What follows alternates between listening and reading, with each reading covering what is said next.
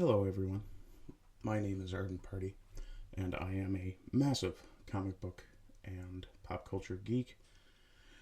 And today I want to talk a little bit about the Aztec Batman trailer and my reaction to it. And I've written a short piece that I'll read to you. And if you like, in the comments below, feel free to give me your response.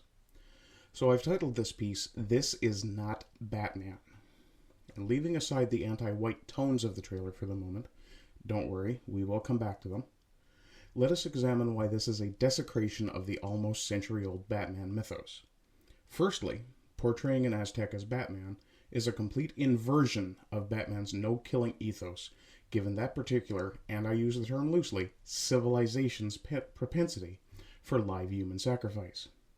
Then, to portray the Bat deity Camazotz as inspiration and symbol of righteous justice when it too was a figure of sacrificial propitiation, is a laughably low-effort, sneering attempt at historical revisionism in the apparent expectation that their audience, which thankfully they are now aware is no longer composed of the youngest children, or at least one hopes, but given their ideological allies' propensity for child mutilation, perhaps I speak too soon, would be too stupid, naive, uneducated, or mindless to question how a mainly Mayan deity came to be the patron of an Aztec quote-unquote hero.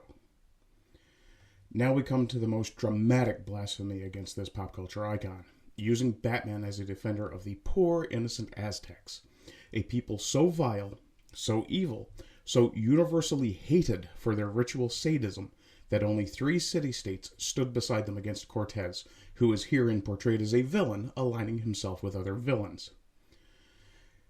And so we come to perhaps an even greater blasphemy.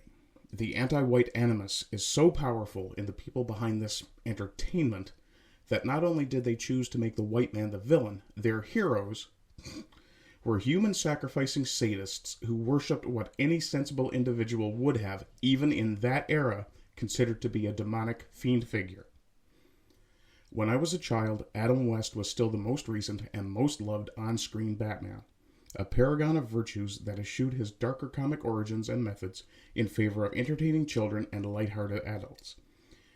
In my teens, the first Keaton Batman movie appeared, followed by others until Christian Bale's excellent turn as the Dark Knight, and even that was lighter and more comedic, more comic if you will, in tone than this crime against storytelling.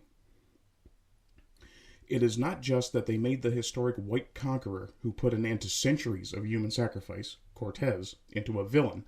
It is that they, whether with the intent to destroy an exemplar of justice adopted by white culture, like Superman, Batman was created by Jewish men, or unknowingly did the same to the supposed hero of the story as they did with the quote-unquote woman king in a film a few years ago, and chose an objective villain, in that case a defender of slavery, in this case a defender of human sacrifice, to be their own anti-white paragon. Regardless, the fact is that these people, while they crave our money and attention, spit on our legends and icons because they hate us. To counter that, it is incumbent on us, as guardians of our heritage, to defend, preserve, and, if need be, create white culture, whether it be in the form of ancient traditions, mutilated history, or modern legends. Thank you.